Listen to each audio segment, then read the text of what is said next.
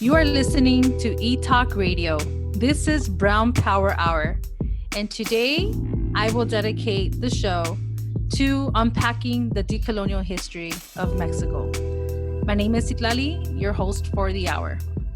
We are recording on Tongva territory and like to acknowledge our native sisters and brothers from these northern sides. We are grateful for them for hosting us for all of these centuries and for creating spaces for us to continue our lives together.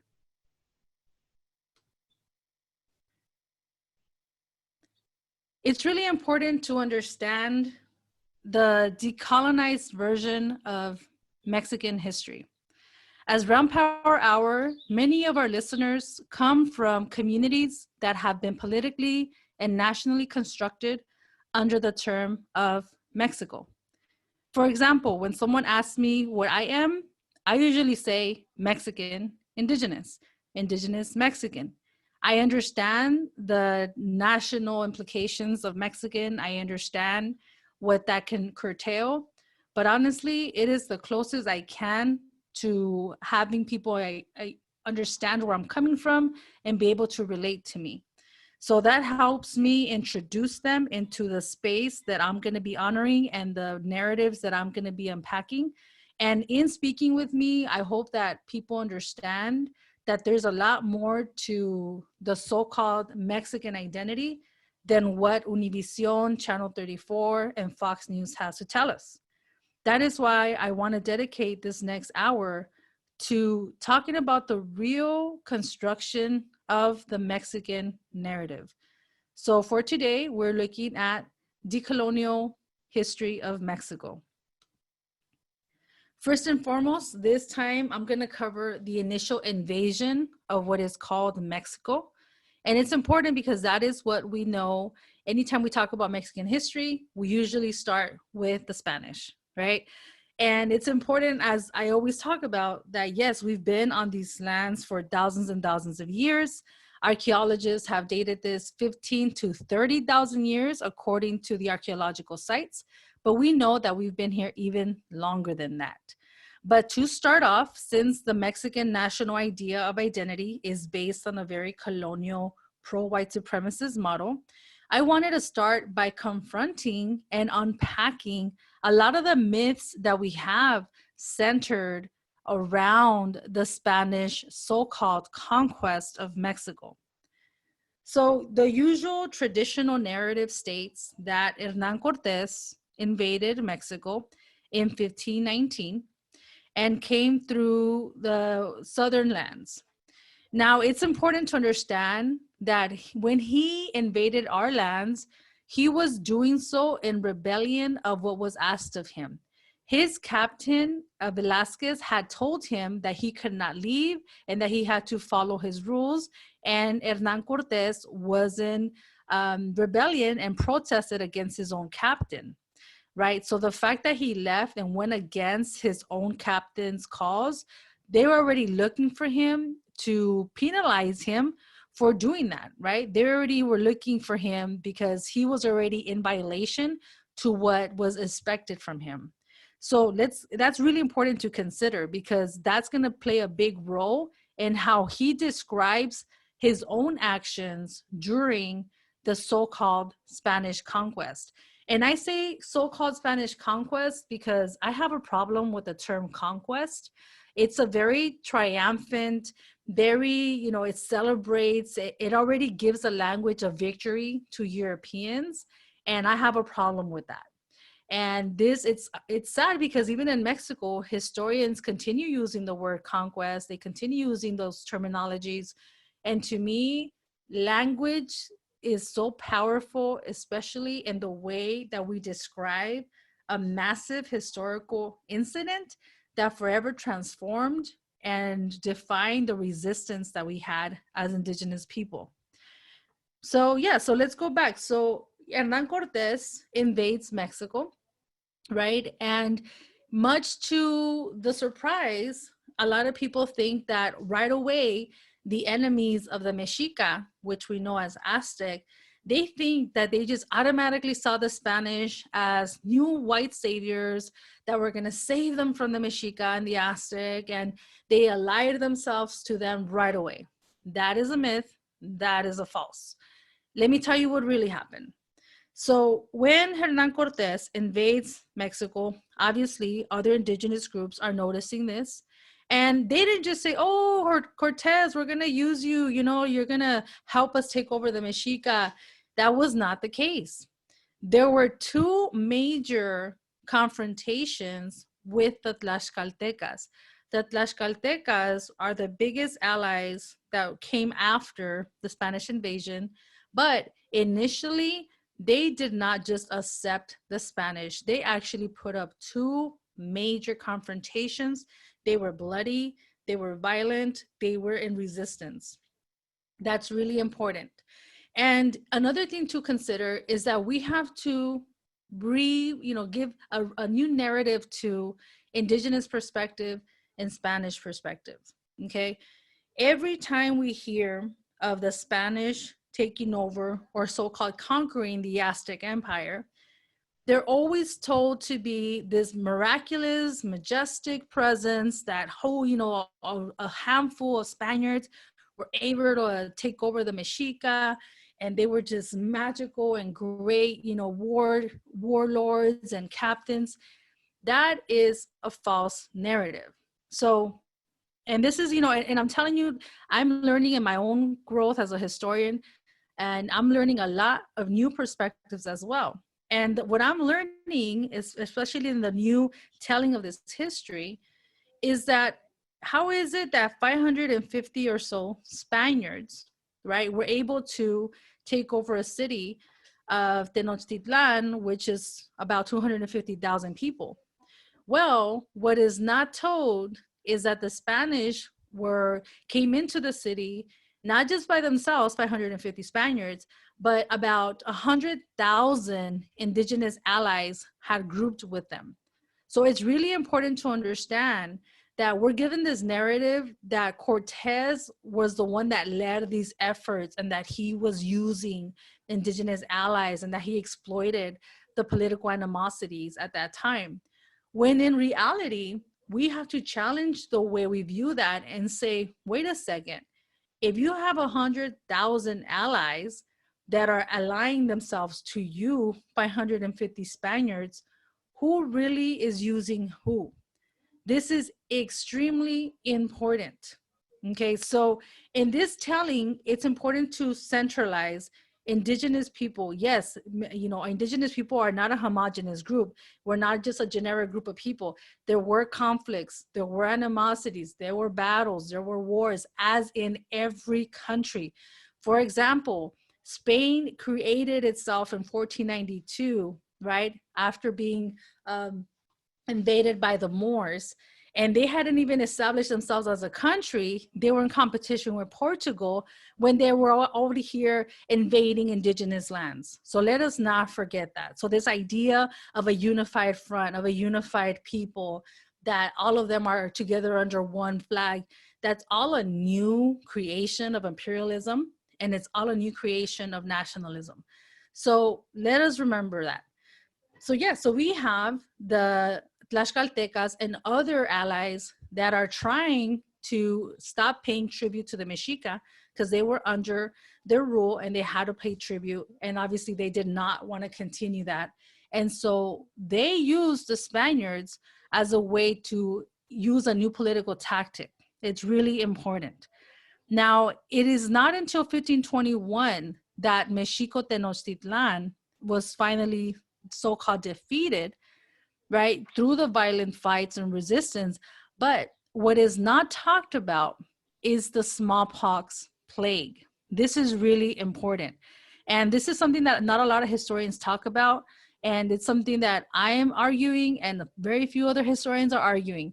But to our understanding, right, amidst the fighting, amidst the violence, smallpox was used intentionally. Smallpox was a biological weapon of choice from the Spanish.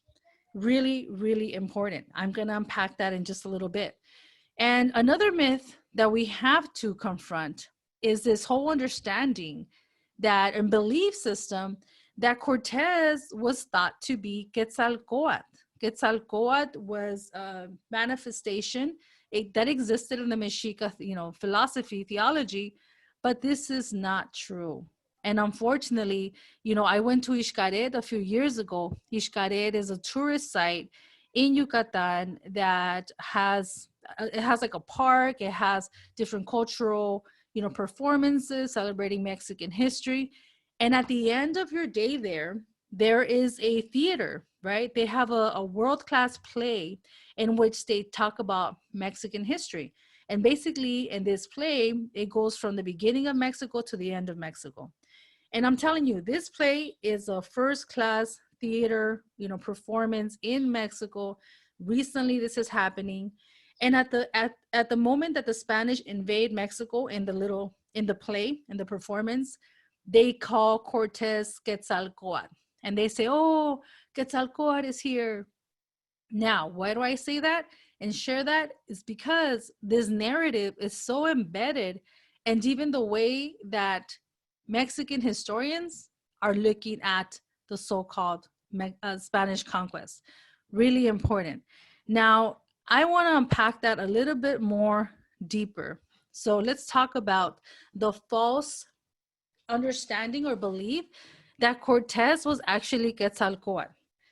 This is big because a lot of people in our community, right, Chicano studies programs are promoting this as a fact. They actually say, oh yes, the Mexica thought Cortés was Quetzalcoatl, and that's it. No citations, no documents, no primary sources, nothing. It's normalized, it's accepted. Well, in 2003, historian and linguist Kamala Townsend wrote a powerful article called Burying the White Gods, New Perspectives on the Conquest of Mexico. This article you can find in the American Historical Review. It's number 3 and under 108. Now, this article is powerful because she basically argues 5 major reasons why the whole myth of Cortés as Quetzalcoatl, it does not hold any water. First and foremost, in Cortés's letters to the Spanish crown, to his captains, he not once mentions that he was received as a god. Not once is it mentioned him sharing to the captain, and we know that he wrote extensive letters. If this was something that really took place, wouldn't it have been present? Wouldn't he have written about it when it happened, since it helps his whole stature and his demeanor and his self-importance in these letters? Number 2, Moctezuma II, which was a Mexica leader at the time of the Spanish invasion.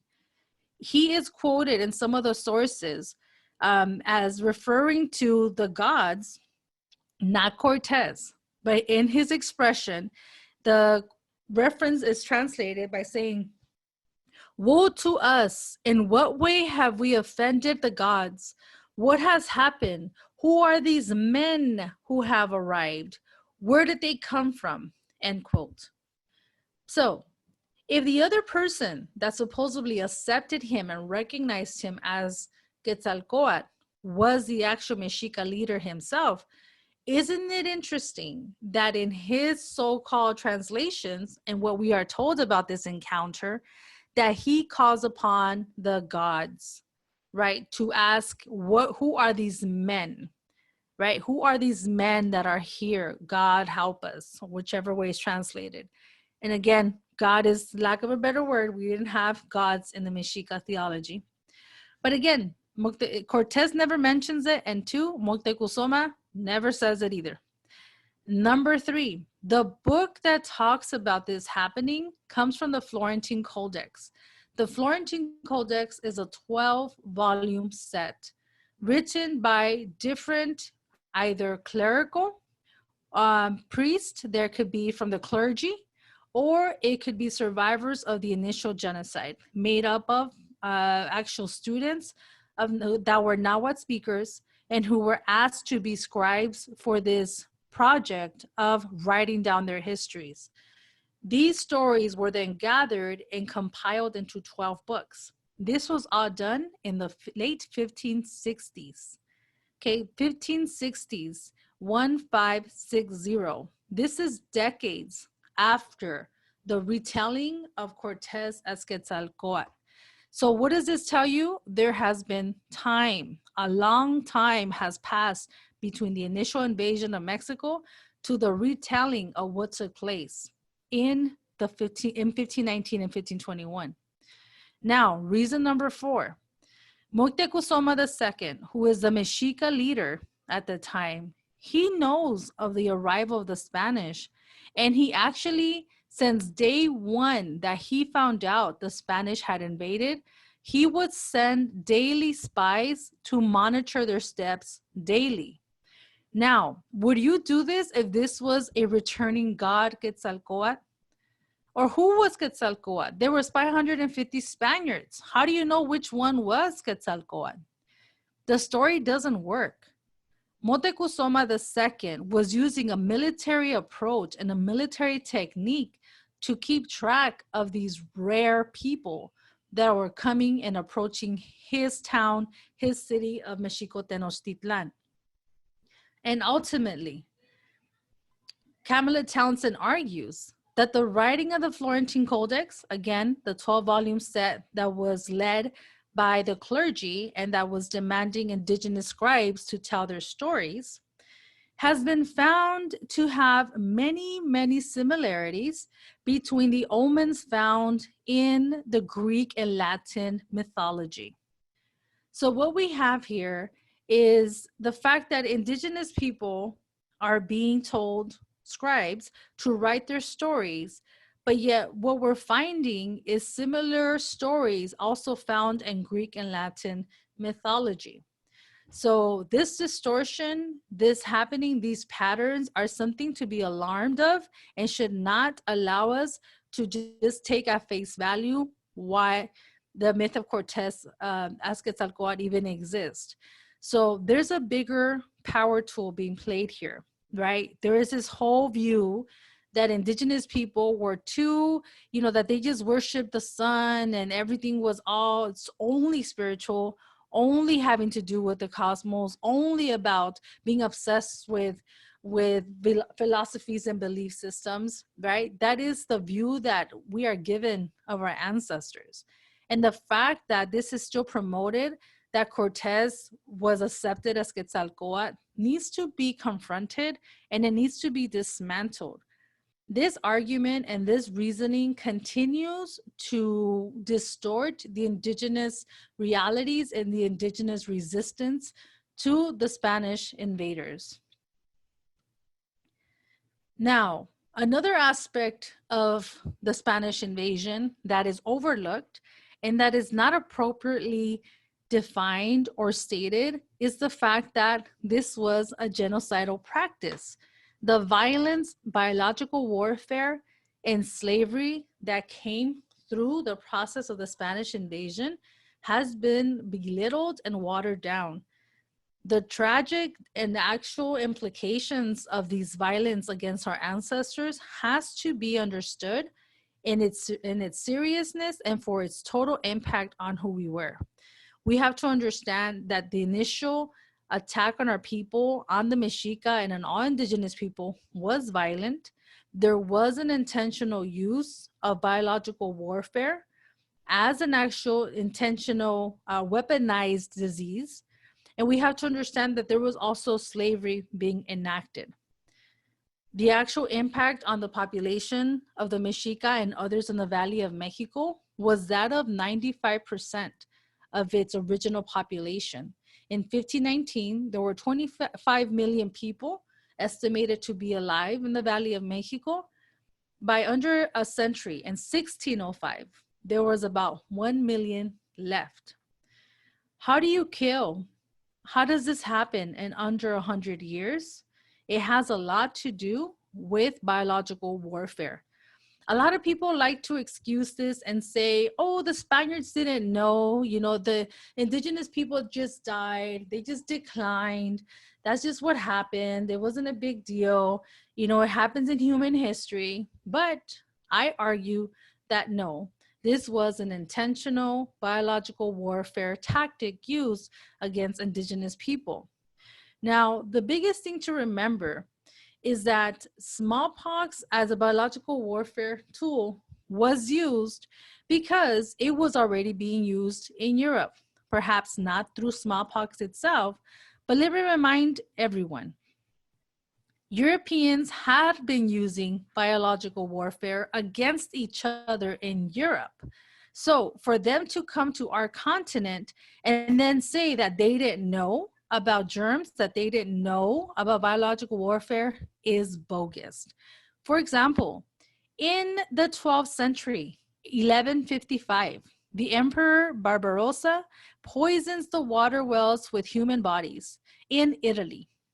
And then in 1495, the Spanish mixed wine with blood of leprosy patients to sell to their French enemies. This also happened in Italy.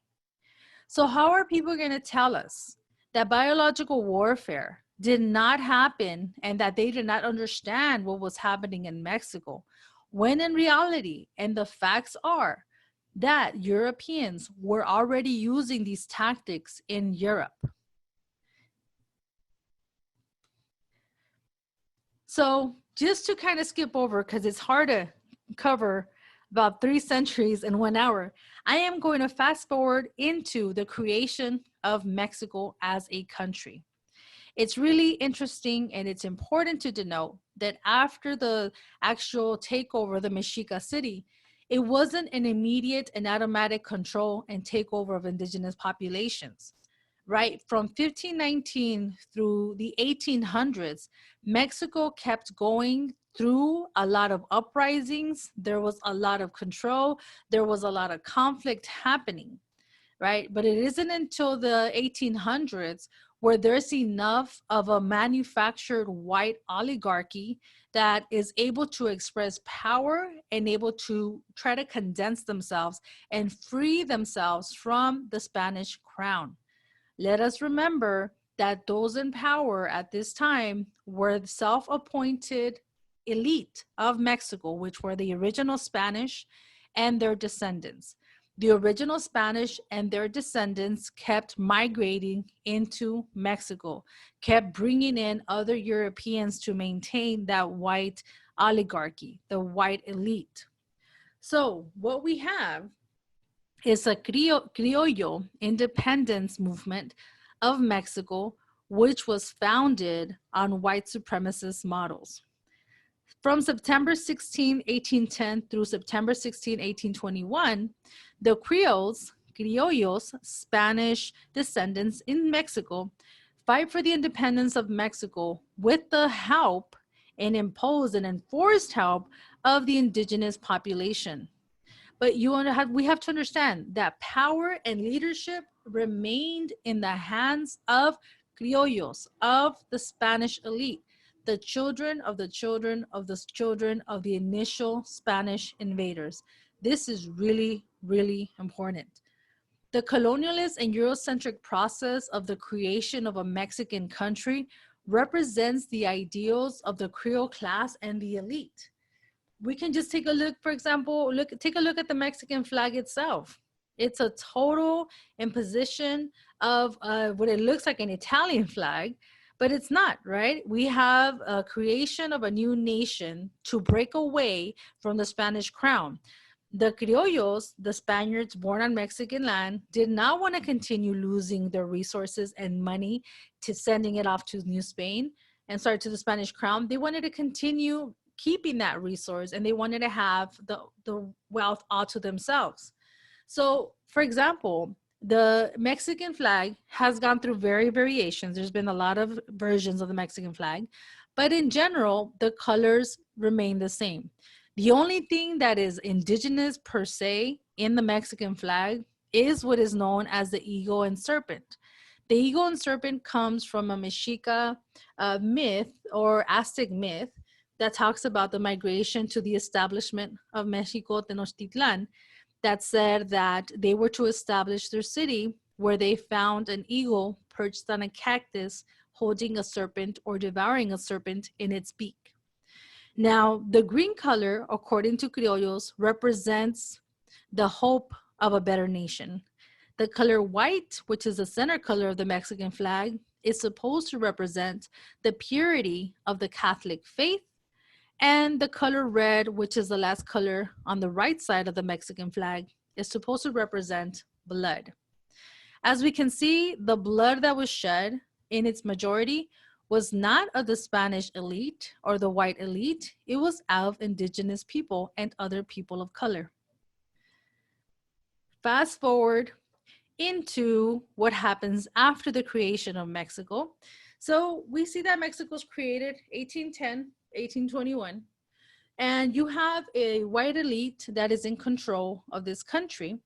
So what did they do to maintain that white presence? How did they sustain and further the white population? Well, simply, just like the United States has done, exclusion immigration acts. For example, in January of 1883, there was one amidst a lot of laws. This was called the General Law of Colonization. This was a law to promote Irish, German, and French migration to Mexico. And at this time, they were giving them very few restrictions and a lot of discounts on land and resources.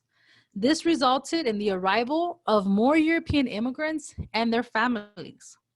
So when we're talking about Mexican wealth and the white oligarchy of Mexico, these immigration policies is what led to a white power structure that's very much like an apartheid, right? These white elite were able to have domination over the textile industry. They were able to take over business and industry, and they were able to sustain and maintain the white elite systems of Mexico. It is really important to understand that this whole identity of Mexican has been manufactured and produced with intentional immigration policies that further the white presence of Mexico. As part of these efforts, we also have big groups of white scientific cultural revitalizationists that actually promoted the whitening up of Mexico. And let me just tell you that this was happening all throughout so-called Latin America. This happened in Brazil, this happened in Colombia.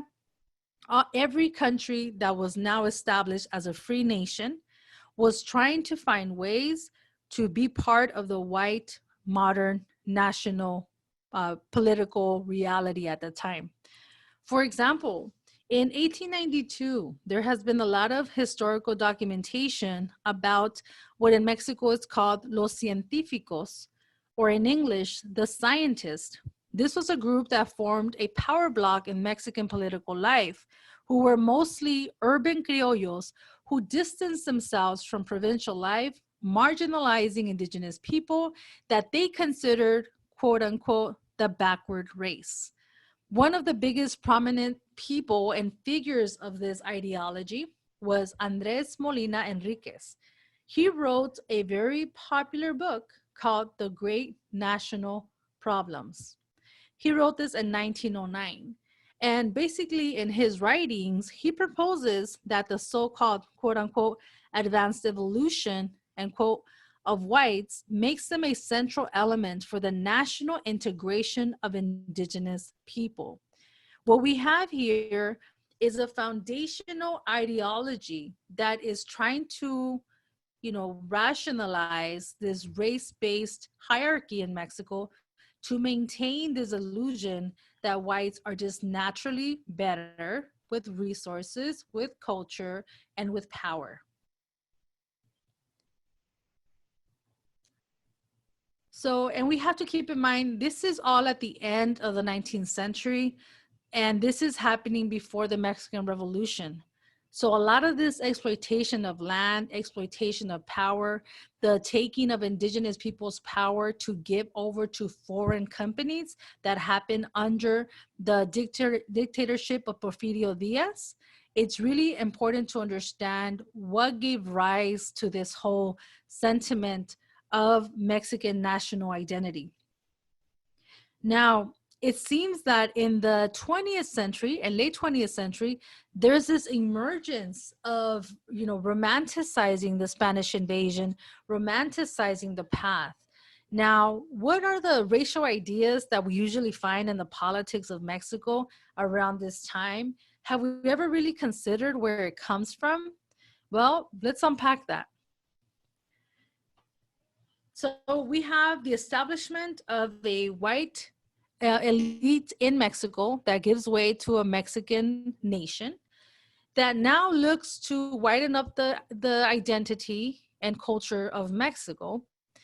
And this all gives way to this concept that was completely founded in what is called the legend of mestizaje, the mix, the miscegenation of indigenous people.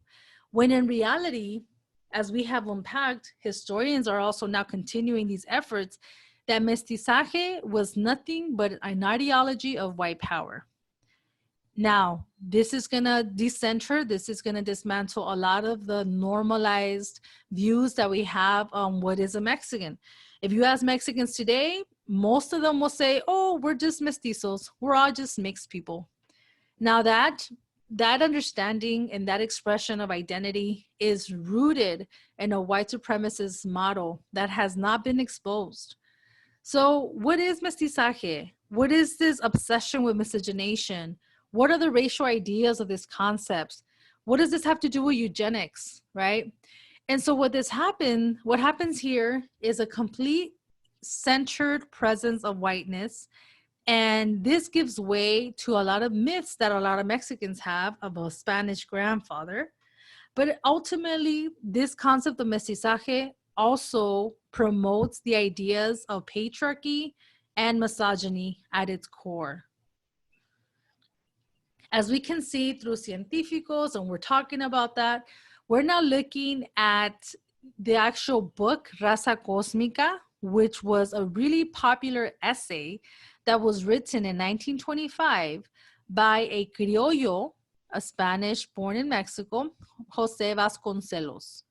José Vasconcelos is seen as the cultural father of what is called La Raza Cósmica. In his views, the Raza Cósmica of Mexico was a beautiful creation of a fifth race, and how Mexicans and all other people of color of Mexico could advance themselves into modernity by a white culture and language. Now, he doesn't say that openly, or people don't understand that, but it doesn't take much to uncover his racism and his dislike and disdain for all people of color. You see, he's part of a movement of so-called Mexican nationalists in the 30s who were part of a eugenics movement that was also going on worldwide, where they looked at who was in better shape and who was the best breeder of all. Now, I'm going to read to you a couple of quotes from José Vasconcelos because it's important to read them for his own words, right? So the first quote I'm going to read to you says, quote, "A religion like Christianity made the Indians advance in a few centuries from cannibalism to a relative degree of civilization," end quote. Another quote I'm going to read from you, it says, quote, "The white race has brought the world to a state where all human types and cultures will be able to merge with each other. The momentous mission fell to two most daring branches of European family, the strongest and most different European human types, the Spanish and English." Next quote, "The Reds slept thousands of years ago not to wake up." And lastly, the last quote I'm going to read, quote, "The lower types of the species will be absorbed by the higher type. In this way, for example, Black could be redeemed, and little by little, by voluntary extinction, the ugliest strains will give way to the most beautiful. The lower race, by educating themselves, would become less prolific."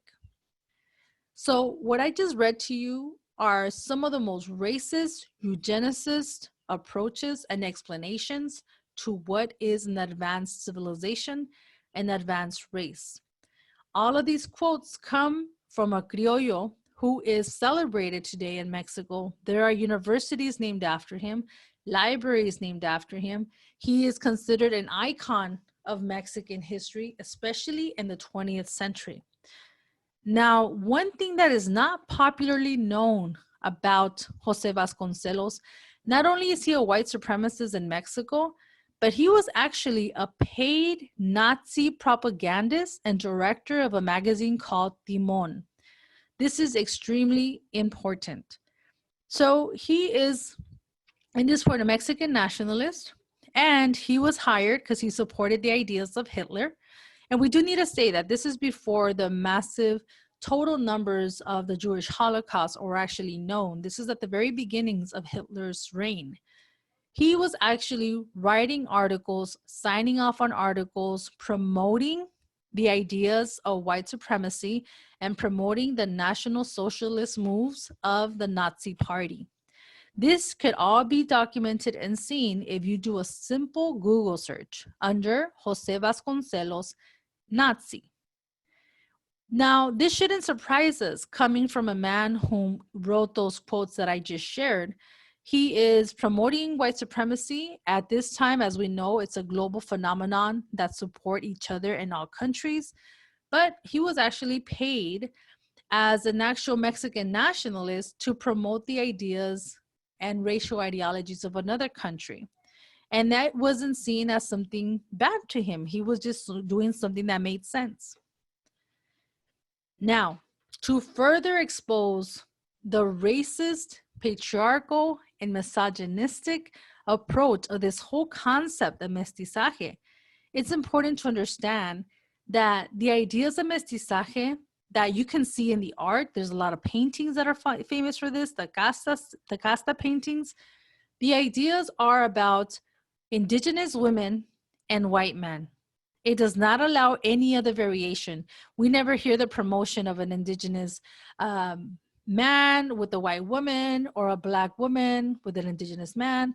The actual criteria of what a mestizo is a European father and an indigenous mother. There is no space for anything else.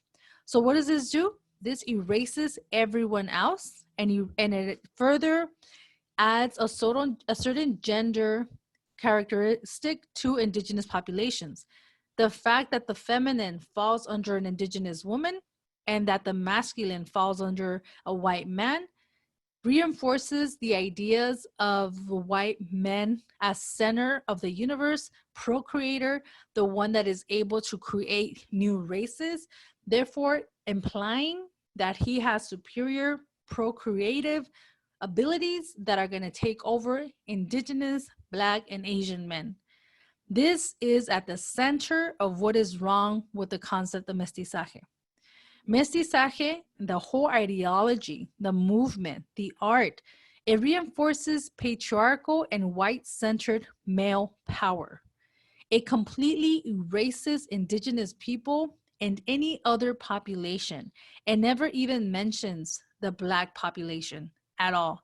This concept is completely white supremacist and completely racist.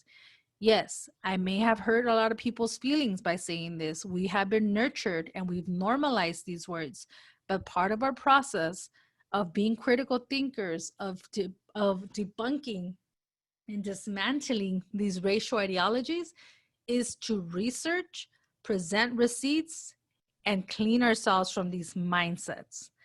So now that you know, nationalism and racism were merged in the ideas of the national identity of Mexico. Mestizaje was used to disguise patriotism. The concept of raza, as you can see, it completely glamorizes European colonization and places European culture as the power that fuels culture and even creates a new race. The concept of race was intellectually nationalized by Jose Vasconcelos. He was a very popular criollo at that time. Now, we have to remember, these philosophies were promoting eugenics, the racism against everyone non-white, the control of the population of indigenous people. It centralized the patriarchy in the presence of the white man. And let me remind you, colonization and genocide do not make us a new race. It did not do that to any other people of the world. Why is this used for our people? That is what we have to challenge. Now, speaking of identity and how the Mexican government actually categorizes people, it's really, really important. As we see, the creation of the Mexican country was seeking to whiten up its population, but it also wanted to present a new modern Mexico with the new established white immigration policies that were welcoming to German, Italian, French, and other immigrants into Mexico to sustain the white elite systems. Now, something very, very important that we have to understand, and this is something that Federico Navarrete, the Mexican historian, has shed to light, has brought to light. He said that the Mexican census data was used to widen up the population. So what happens, and his research has actually showed us that between 1821, which is when Mexico was created, and 1910, which is when the Mexican Revolution took place, he argues that 3.5 million indigenous people were categorized as so-called mestizo. This is a huge breakthrough research because it lets us know that it's not that indigenous people mixed with Spaniards and became mestizo by racial connotations. He argues that this entire idea of miscegenation was not a racial reality, but rather, I quote, a massive linguistic displacement. That is powerful. Again, it was a massive linguistic displacement.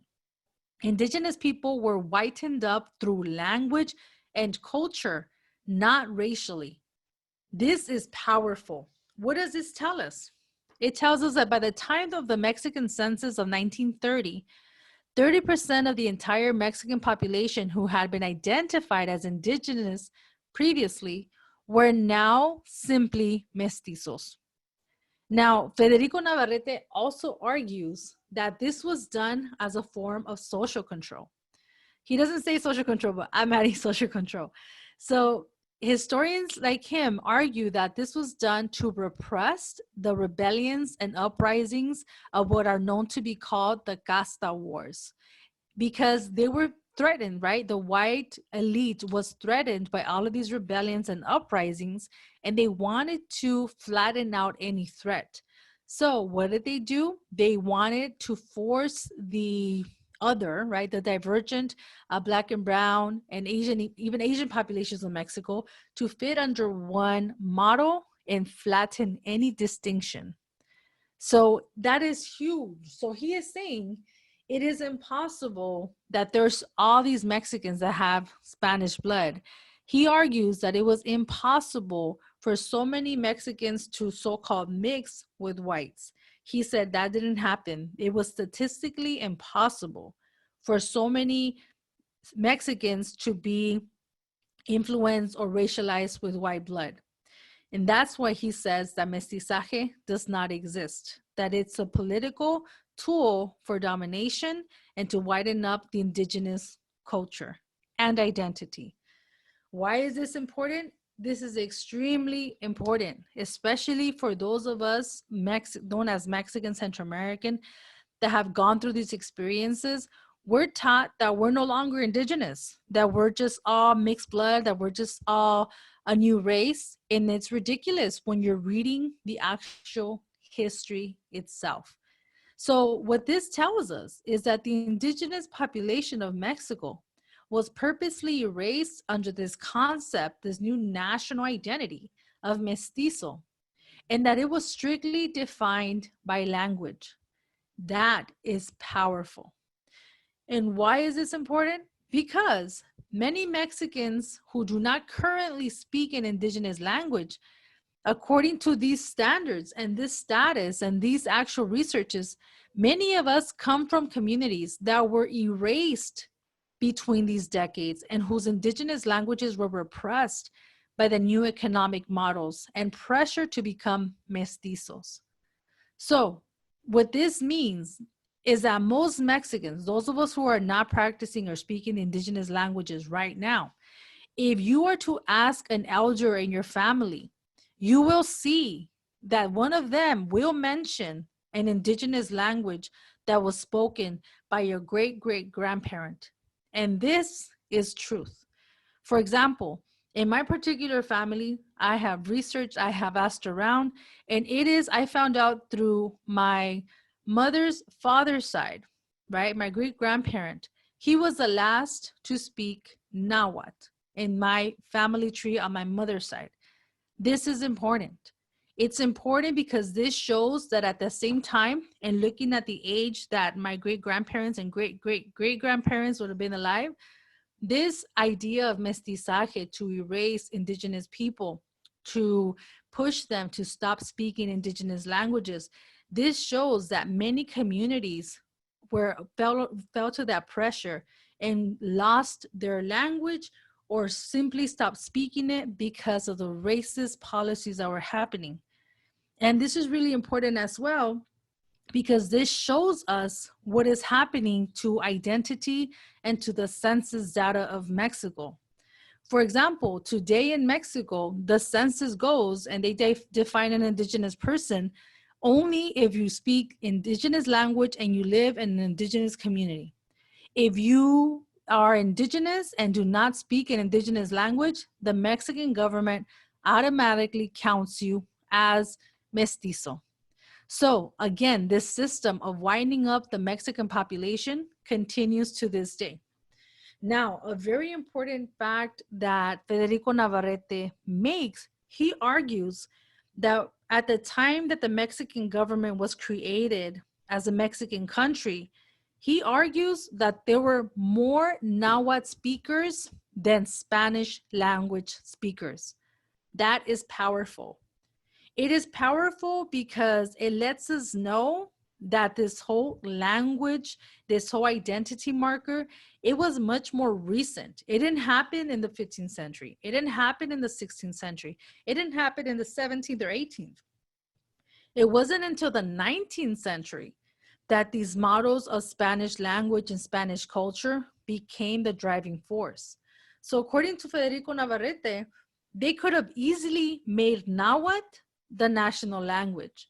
And as we know, there are plenty of other languages of Mexico, indigenous languages, but Nahuatl was considered the language of trade. It was considered the language that most indigenous people spoke.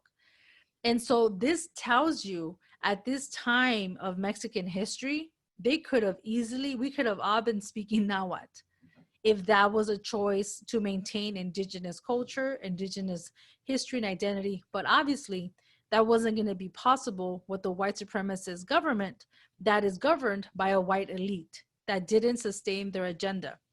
So what happens is that in the 19th century, there is an aggressive push, an aggressive movement to widen up, to derail, and to erase the indigenous and other people of color presence of Mexico.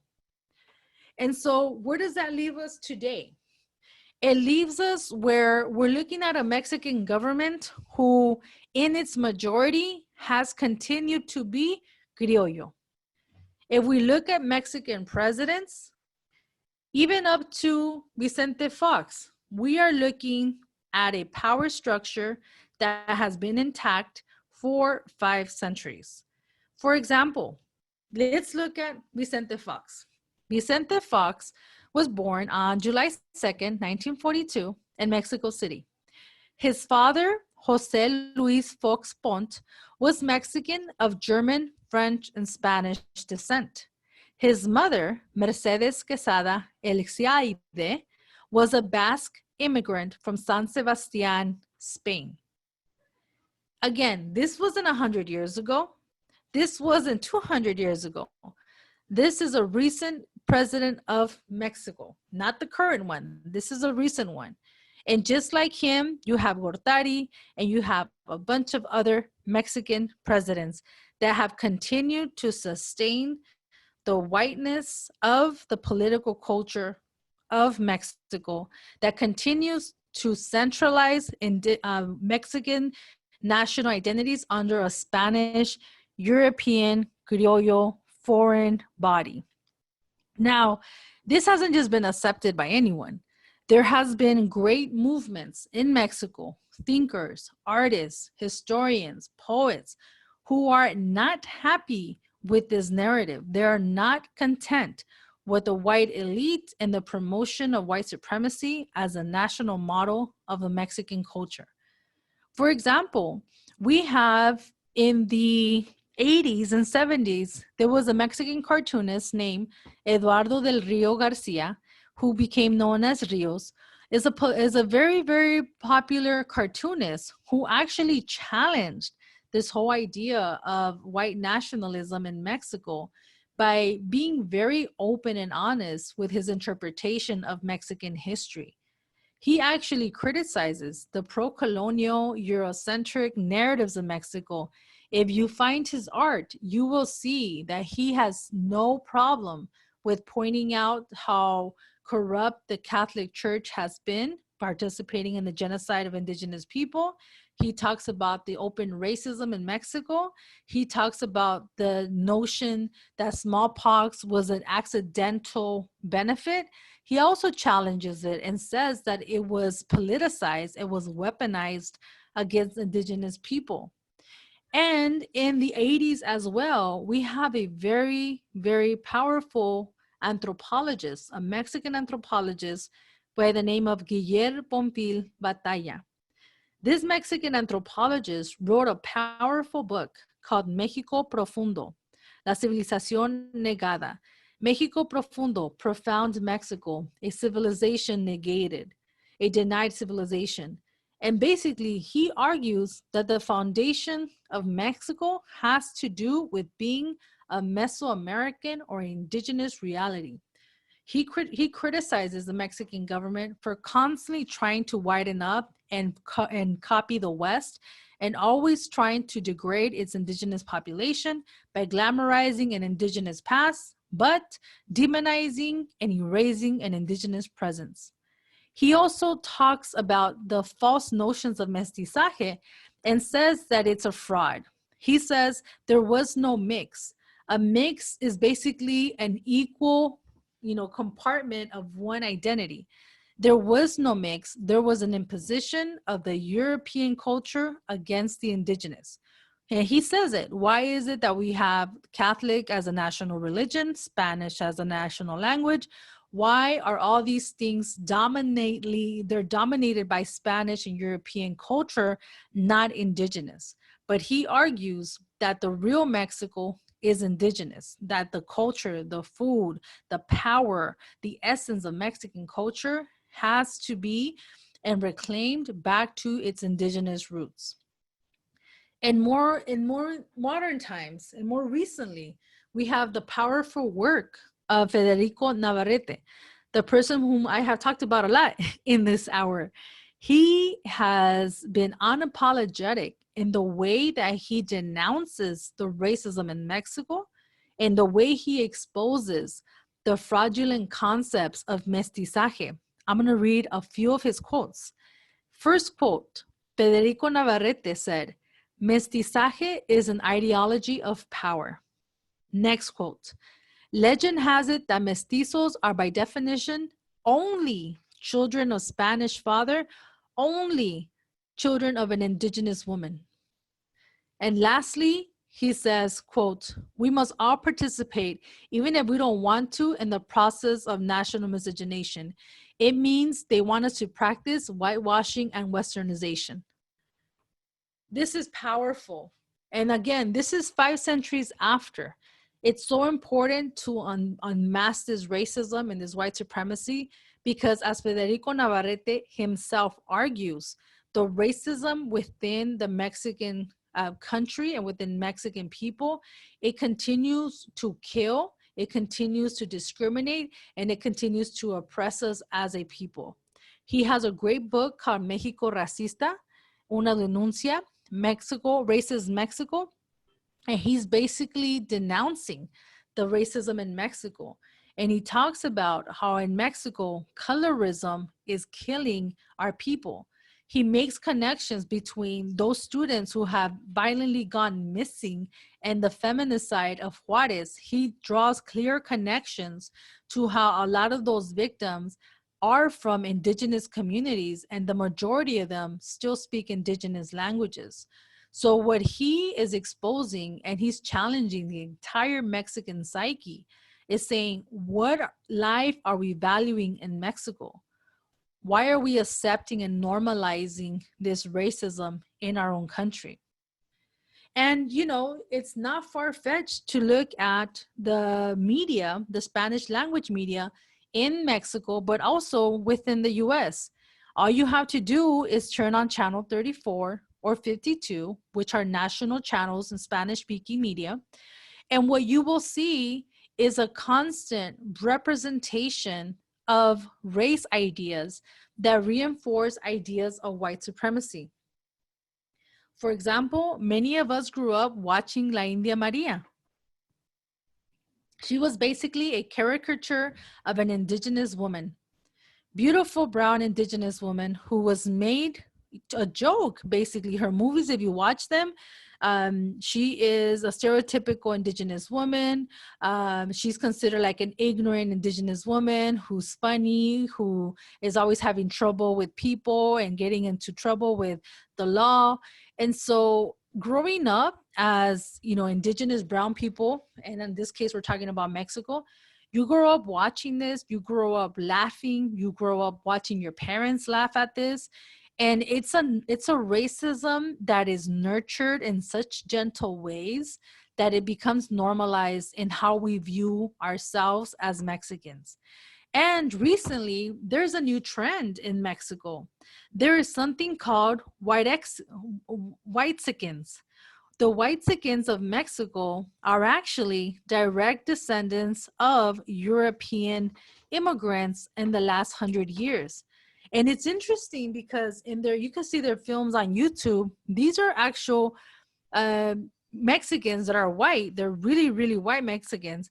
And they feel that, you know, they're not, and then one of the videos says, not all Mexicans are dark. And it's like, this is pathetic. You have YouTube channels and these YouTube content creators who are complaining and telling the world, hey, we're not dark. They're white Mexicans too. As if being a light-skinned, blue-eyed, white, blonde-haired Mexican was not the norm on the mainstream media in Mexico. And it's interesting too, because if you watch these novelas, I don't know if you sit with your parents or with your relatives, but you will see that the majority of these novelas are always about the white, bleach blonde Mexican woman who in many of these cases is directly of European blood or is imported into Mexico for this production and then goes back to Europe. This is really happening in Mexico today. We are in 2020, and these are still the things we're up against. And to further this damage of colorism and self-hate in Mexico, you know, 5 centuries after the invasion of our lands and the fall of the so-called caste system in Mexico, it is very common that in our communities, we say things like this: Cásate con un güero para mejorar la raza. Translation: marry a white guy to better the race. A ver tu bebito, ¿tiene ojos de color? Translation: oh my God, let me see your baby. Does he have colored eyes? No estés mucho en el sol, te vas a poner bien india. Translation: don't be too much in the sun, you're gonna look real Indian. No seas naca. I don't know how to translate that one. But naca is usually a term associated to racialize someone that's indigenous and make them look and think that they're ignorant. And lastly, estás bien India. You are really Indian. I'm not kidding. These are actual phrases that many of us grew up listening to. Our grandparents say it. Our parents say it. A lot of the time, us in our ignorance, we say it. This is why this is damaging to our community and our people worldwide. But It's not all peace and perfect for those ideologies. Luckily, there's been a lot of pushback. A lot of people in Mexico are calling this out. They're calling Mexico racist. They are calling for social campaigns to expose the discrimination and the racial practices in Mexico.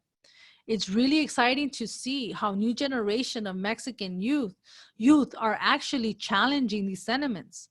They're using social media to expose and confront racism. We have historians who are documenting the receipts and documents behind the systemic racism. Cinema is also bringing to light these issues with a lot of alternative films, independent films that are talking about the real realities of race and culture in Mexico.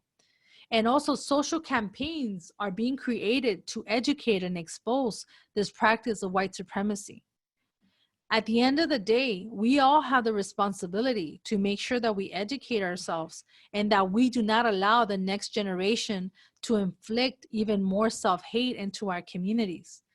It's really important to talk about this, and as painful as it may sound, this is part of a healing process for a lot of us in our communities. We are tired of our children being taught that dark skin is ugly, that they should not be in the sun because they're going to get darker, that they should try to get blue-green eye contacts to look prettier. These are all ideas that bring upon pain and bring upon racism. We should all love who we are in all of our shades of brown. Even in 2020, this has to be confronted and challenged. Even within our own families, the ideas of anti-Indigenous, anti-Blackness, it's not going to go away until we can have those courageous conversations with our parents, with our great-grandparents, with our siblings. We have to start those conversations of love with compassion and consideration. For example, and ending today's episode, I want to share that my grandmother, I grew up listening to her saying, better the race, marry a light skin, marry a white guy. And when I was older, I didn't understand why. And I asked her one day, with all the love and respect that I could, I asked her, Grandma, where did you learn that? Or where did this come from? And she told me, Mija, pues, that's what they said. She said, Mija, that's what they taught me. That's what they told me to say. And so what this tells us is that a lot of the traditions that we have about race and a lot of the views and perspectives, they haven't been challenged. Perhaps not because of lack of education, but lack of awareness. And that's why I would like, and hopefully that our show, Brown Power Hour, helps unpack and helps introduce these conversations into our lives, especially if you are a parent, especially if you are an educator, especially if you have any type of contact or influence over our kids in school, whether it's at work, whether it's at a dentist. These ideas of white supremacy, racism are alive in every institution and every part.